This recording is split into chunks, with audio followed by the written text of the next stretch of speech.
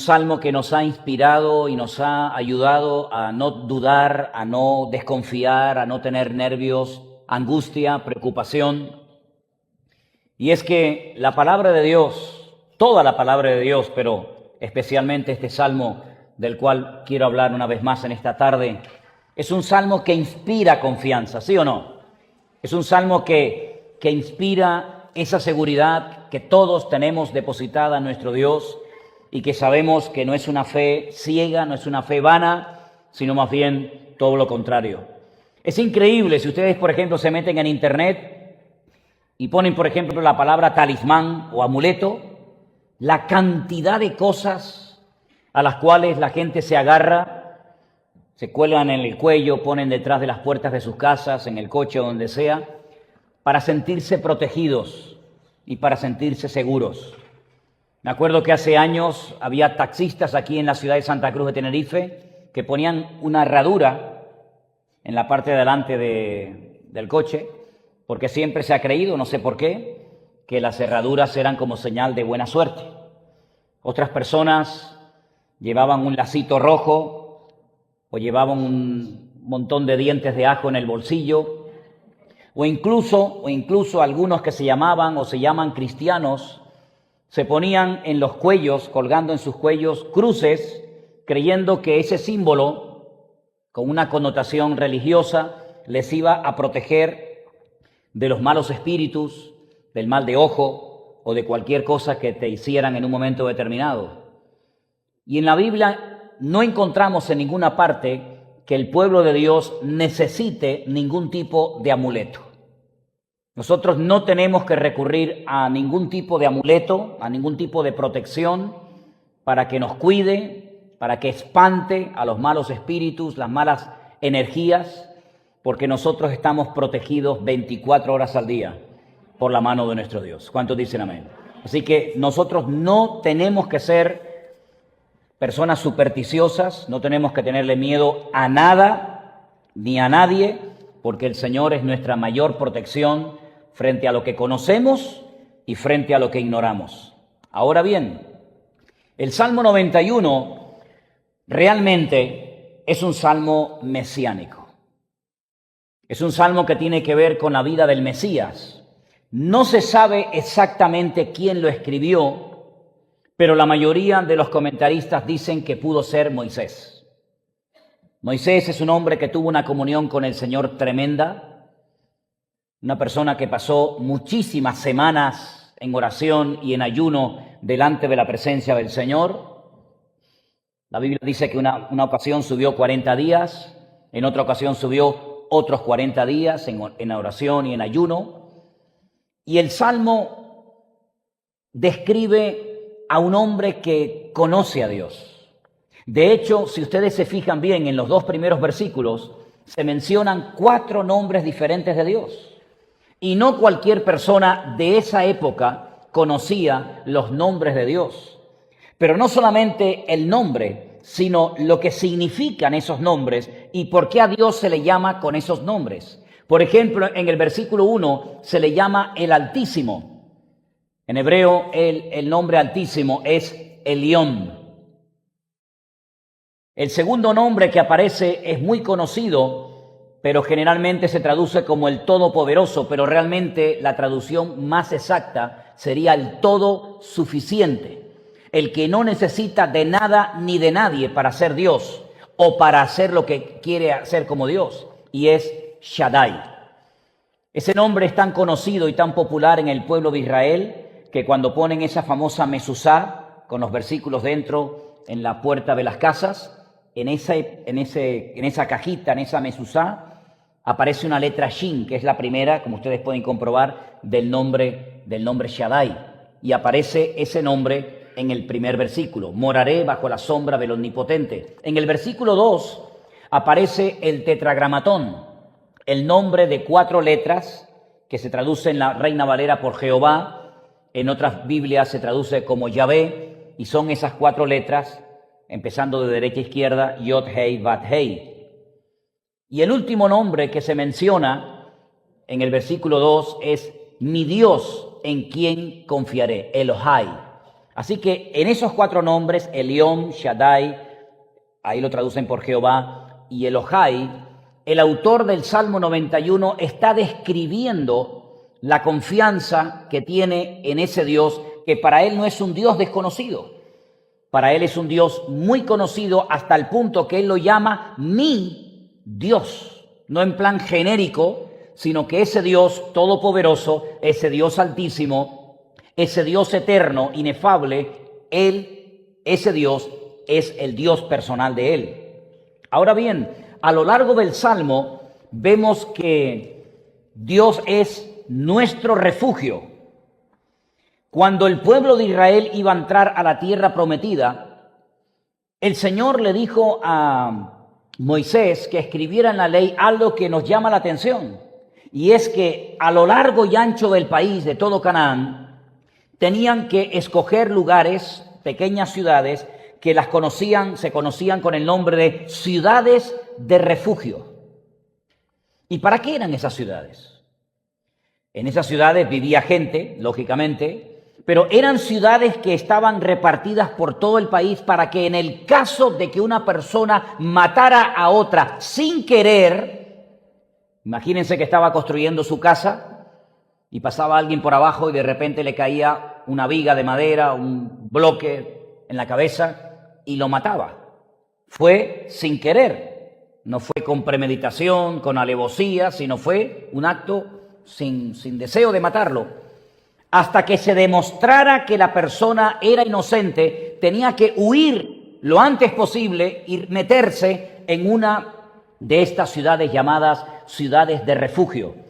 Entonces él le explicaba a los ancianos de la ciudad lo que había sucedido, se hacía una investigación y si se declaraba inocente, le permitían vivir en esa ciudad hasta que muriera el sumo sacerdote. Si salía de la ciudad de refugio mientras el sumo sacerdote de ese año o de ese momento estuviera con vida, cualquier familiar del difunto podía matarlo y vengar la sangre de la persona.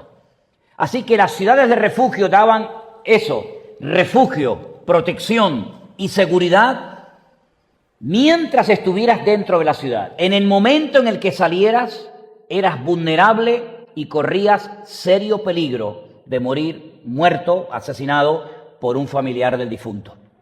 Así que en la mentalidad del pueblo de Israel, la palabra refugio era una palabra muy importante, porque cuando tenías la desgracia de matar a alguien sin querer, no se hacía como en aquellos tiempos que automáticamente te mataban, sino que había la posibilidad de un lugar donde podías vivir tranquilo, protegido, confiado, y nadie te podía tocar.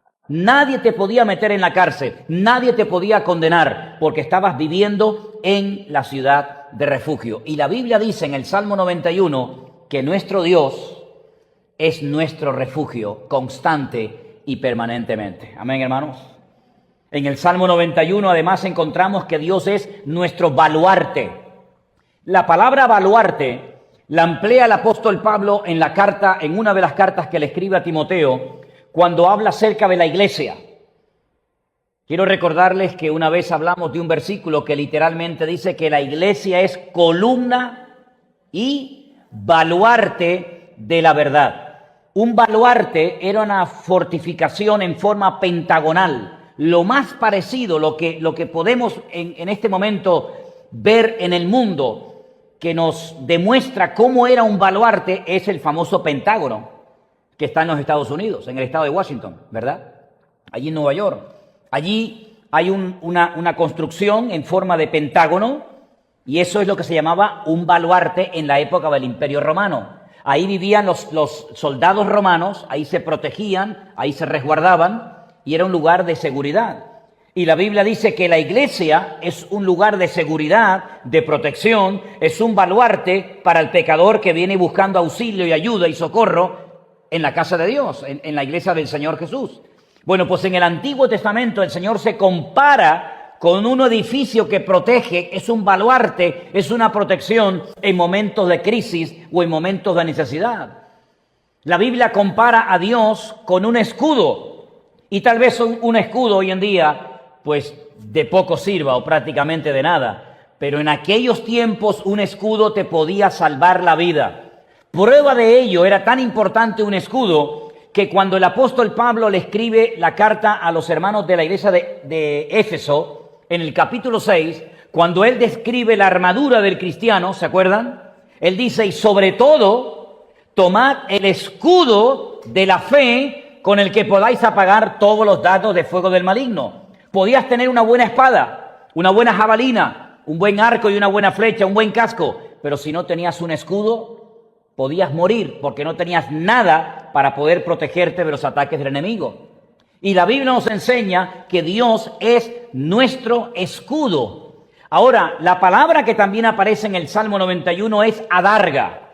¿Qué es una adarga? Una adarga es eso. Es un escudo en forma de corazón. A lo largo de la historia, en todas las culturas, en todas las civilizaciones, ha habido escudos, redondos, escudos ovalados, escudos rectangulares, pero la adarga era un escudo que se hacía en un principio de cuero y después de metal, ¿verdad? De bronce o de hierro, y tenía esa forma así como de corazón. Dice la Biblia que Él es también ese tipo de escudo para nuestra vida. Él es el que nos protege, Él es el que nos cuida de enemigos físicos y de enemigos espirituales. Me llama la atención que hay 3 animales que se mencionan en el Salmo 91. El león, el áspid o la serpiente y el dragón, ese ser mitológico que siempre el dragón, siempre sea en el Antiguo o en el Nuevo Testamento, siempre representa y tipifica a Satanás, al diablo.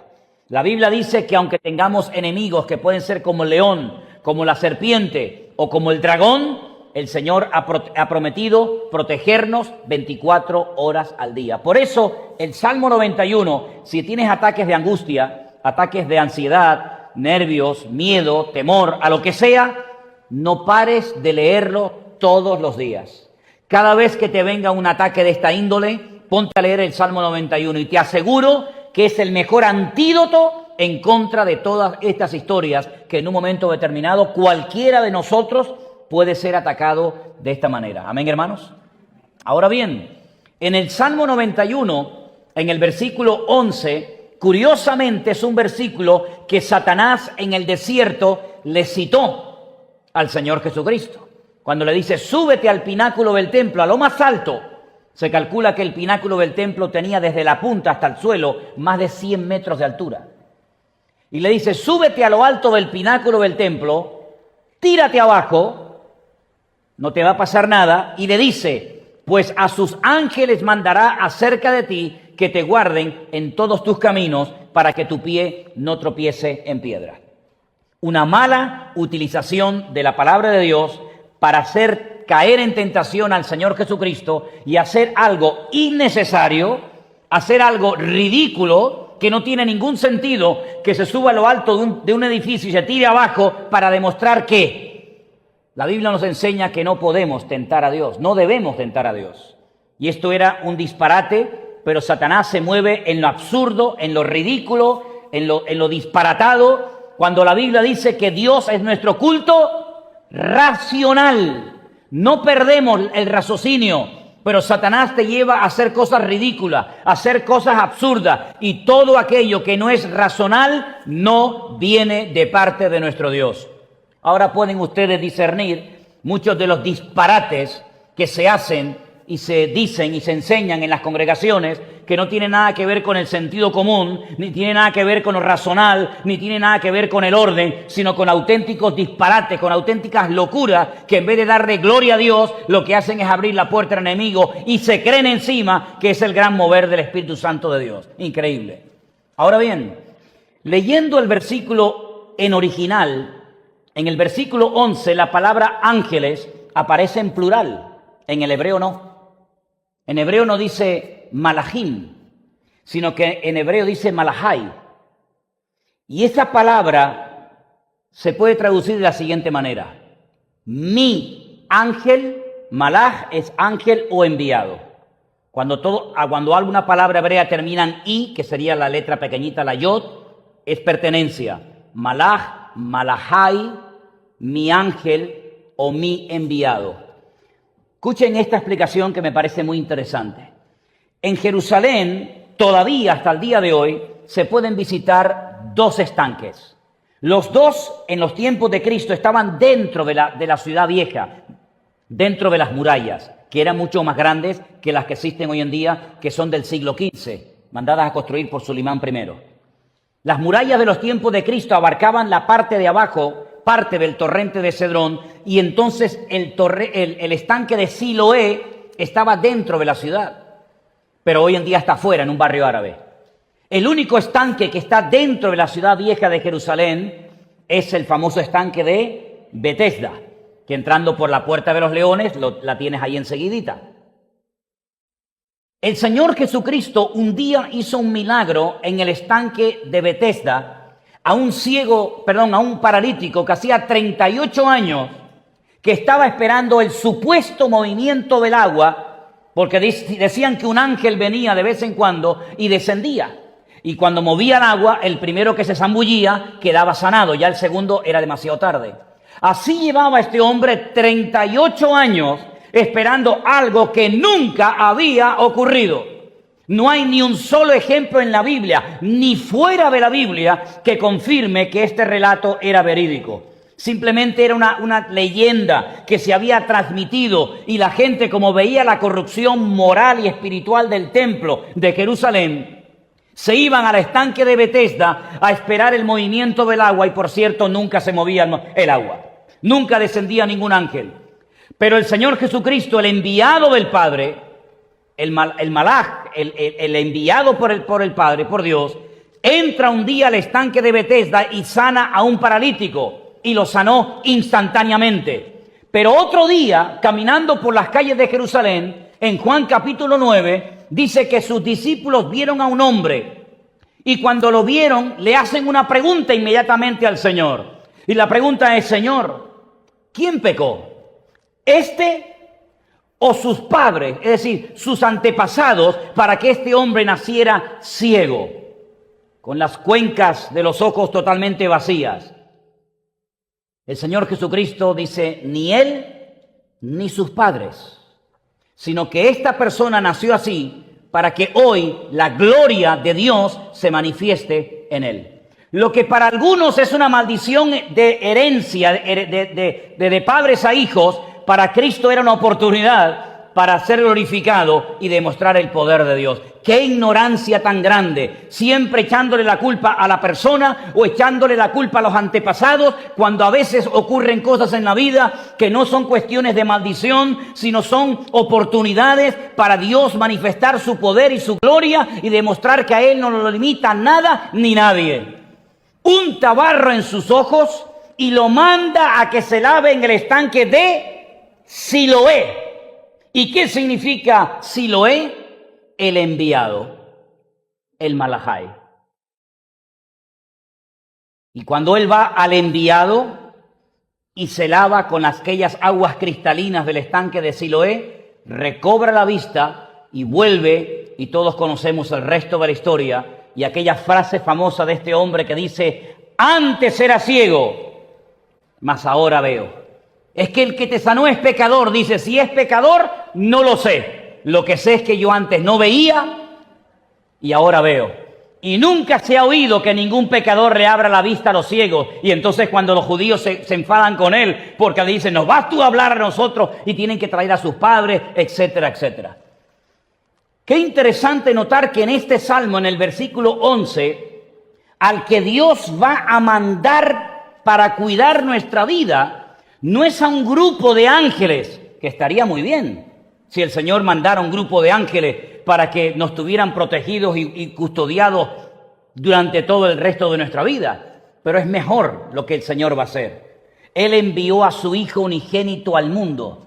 Él es el ángel, Él es el enviado del Padre para que esté con nosotros y en nosotros para siempre, todos los días hasta el fin del mundo. Y Él acampa alrededor de nosotros, nos defiende y nos protege. Por eso es que el miedo que es una de las armas favoritas que al diablo le gusta muchísimo utilizar en contra de los hijos y de las hijas de Dios, puede ser destruido, puede ser neutralizado y puede desaparecer sabiendo que el enviado de Dios, el Malahai de Dios, el Hijo de Dios mismo en persona, se dedica a cuidarnos, a protegernos de lo que conocemos y vemos y de lo que ignoramos y nuestros ojos no pueden ver, porque el Señor ha prometido cuidarnos y protegernos todos los días de nuestra vida. ¿Cuántos dicen amén?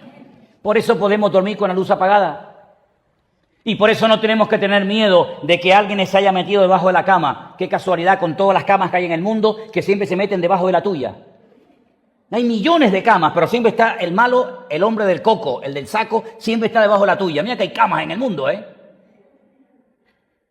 Pues la Biblia nos enseña que Él es el que nos protege, Él es el que nos cuida, Él es el que nos sana, Él es el que nos ayuda. Es decir, en Cristo lo tenemos absolutamente todo.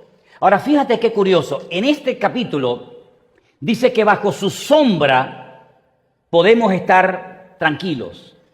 La sombra en el desierto es fundamental. Te puedes deshidratar así, en segundos, en minutos, si no encuentras rápidamente agua y una sombra bajo la que cobijarte.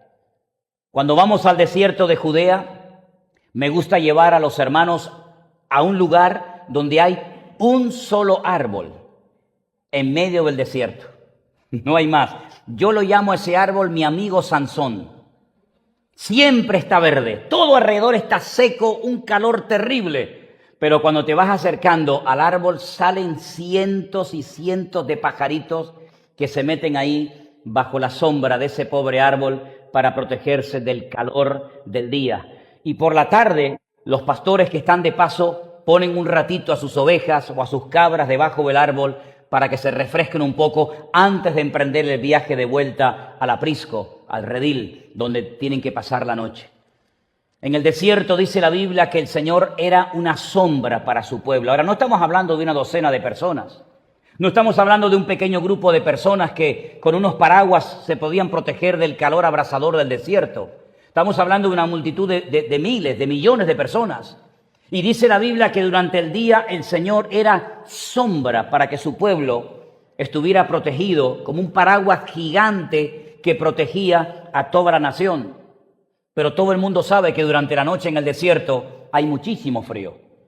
No importa que durante el día tuviéramos 48, 50 o más grados de temperatura, por la noche cae en picado la temperatura y tienes que encender un fuego porque hace un frío tremendo. Y por la noche dice la Biblia que el Señor hacía una columna de fuego tan inmensa que el pueblo estaba totalmente calentito y protegido durante la noche del frío del desierto, y además las fieras estaban, digamos, sin poder entrar dentro del campamento gracias a aquella protección sobrenatural de parte del Señor. El Señor se compara con una sombra bajo la cual te puedes poner, sentarte y descansar tranquilamente. Para los judíos, la sombra fue algo muy importante durante muchos años. Pero ellos comparan esa palabra, la sombra, Betzel, la comparan con unas carpas que construyen durante una semana, que se llama la Sukkah, y se meten dentro de ellas, hoy en día también, para recordar que sus antepasados fueron nómadas en el desierto durante 40 años.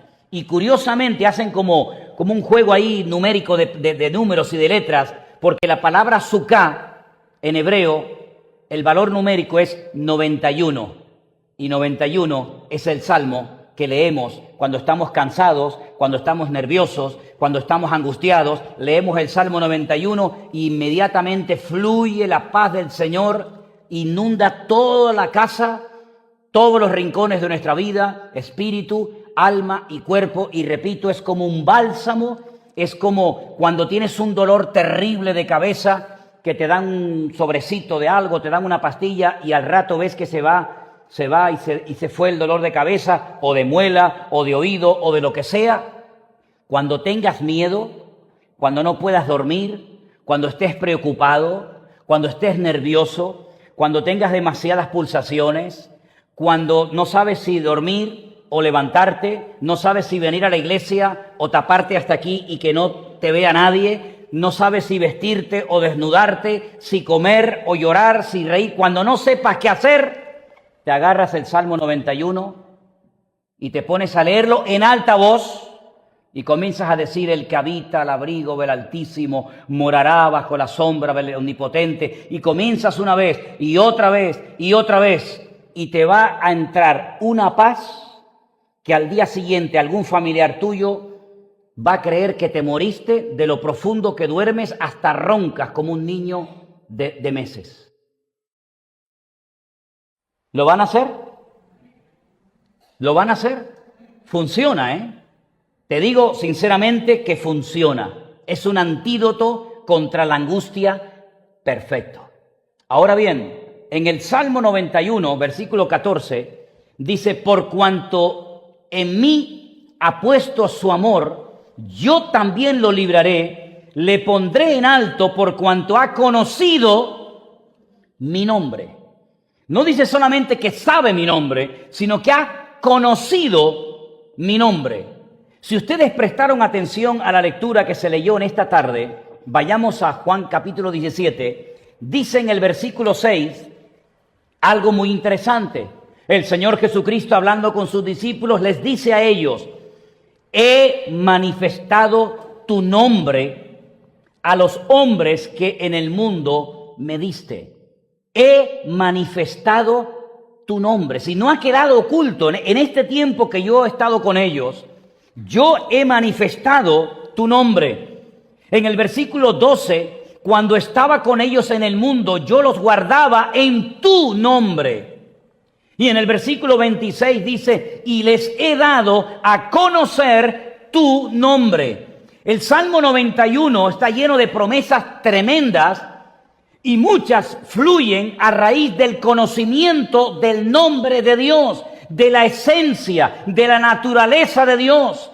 El Señor Jesucristo ahora en Juan capítulo 17 le dice a sus discípulos: ustedes saben que no se mantuvo oculto durante mi vida con ustedes el nombre, la esencia, el significado profundo del nombre de mi Padre, sino que le he manifestado tu nombre, los he guardado en tu nombre y les he dado a conocer tu nombre.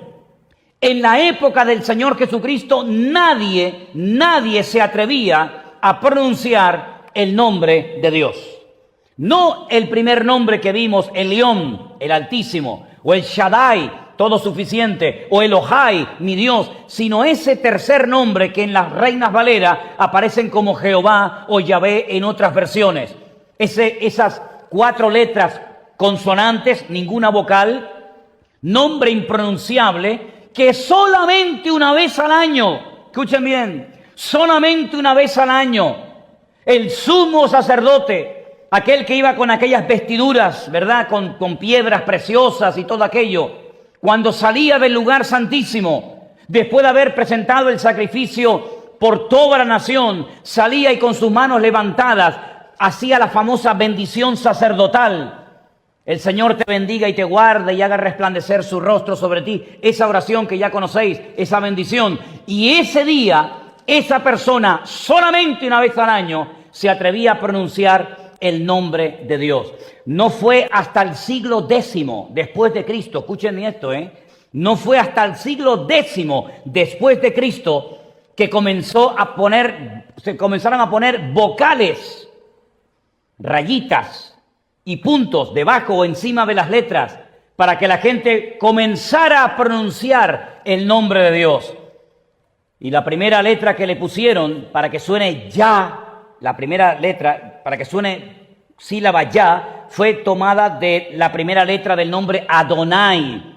Esa A corta, esa A breve, se la añadieron como una rayita debajo a la Yod para que pudieran saber que el nombre de Dios empezaba por Ya. Y después pusieron otras letras. Ahora, fíjense qué interesante. Nadie se atrevía a pronunciar el nombre de Dios. Se creían tan indignos, tan miserables, tan desgraciados, que a nadie se le ocurriría, lo apedreaban, lo matarían, si una persona se atrevía a pronunciar el nombre propio de Dios. Sin embargo, el Señor Jesucristo, en el siglo I, les dice: yo les he dicho a ustedes cómo se pronuncia ese nombre. Yo les he enseñado a ustedes lo que significa ese nombre. Ustedes han visto que durante estos 3 años hemos tenido enemigos por la mañana, por la tarde y por la noche. Me han intentado matar, me han intentado despeñar, hemos atravesado desiertos, personas que nos odian, tempestades, y siempre de alguna manera, siempre hemos salido de todas las pruebas y ataques y dificultades victoriosos. Ninguno de nosotros ha muerto, ninguno de nosotros ha sufrido ninguna pérdida. ¿Por qué? Porque yo los he guardado en tu nombre. Porque en ese nombre de Dios hay una protección, es un seguro de vida espectacular. Las personas que a lo largo de la historia descubrieron el poder y la autoridad de ese nombre hicieron maravillas. Y me remito al caso del rey David, cuando ni siquiera era rey, un joven pastor de ovejas que llega al campamento del rey Saúl y nota, percibe que hay nerviosismo, que hay miedo. Él le lleva comida de parte de su padre, de sus hermanos, y él se informa y le dicen que el enemigo llamado Goliat, todas las mañanas lleva ya 40 días amenazando al pueblo.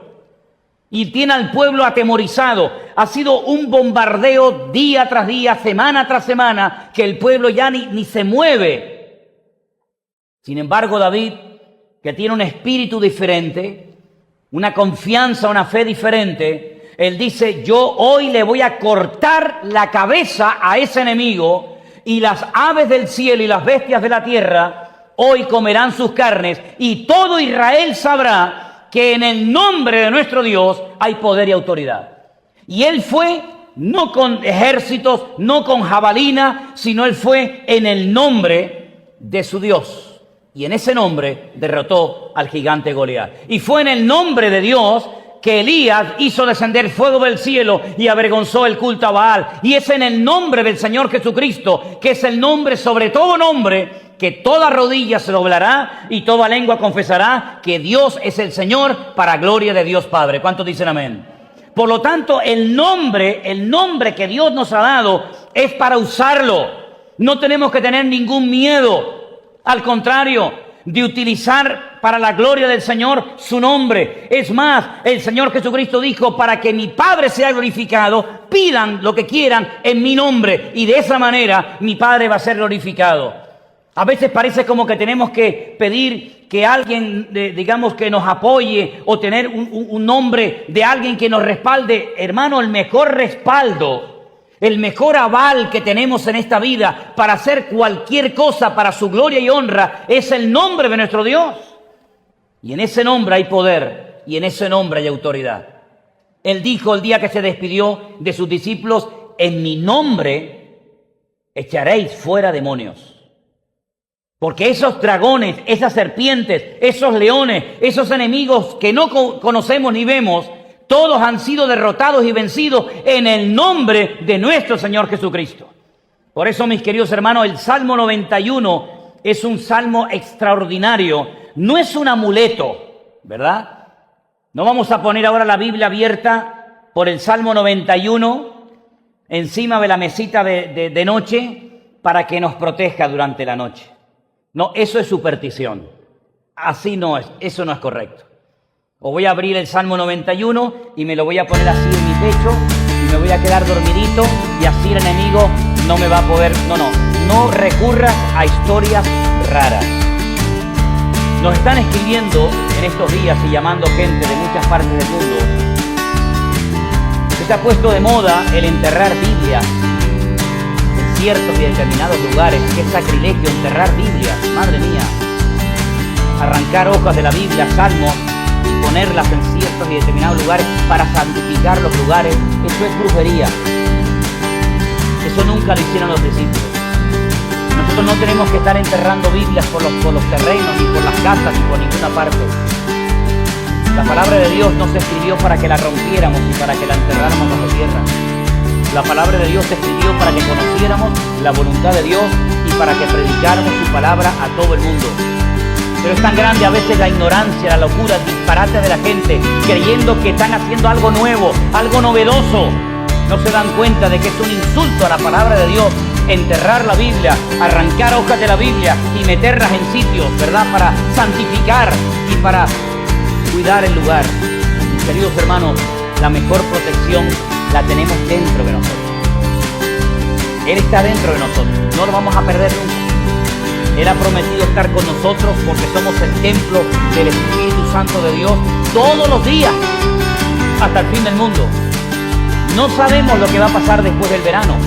A lo mejor nos vuelven a meter otra vez para adentro, Así que disfruten de estos cultos, disfruten de estas reuniones, porque no sabemos si en septiembre o en octubre otra vez tendremos que meternos en casa y tendremos otra vez que volver a las redes sociales, pero ya el Señor nos ha enseñado que con la puerta abierta o con la puerta cerrada, Él siempre estará con nosotros cada día hasta el fin del mundo. ¿Cuántos dicen amén? Ponte de pie conmigo esta tarde, hermano. Dale gracias al Señor. Cierra tus ojos ahí donde estás. Dale muchas gracias al Señor.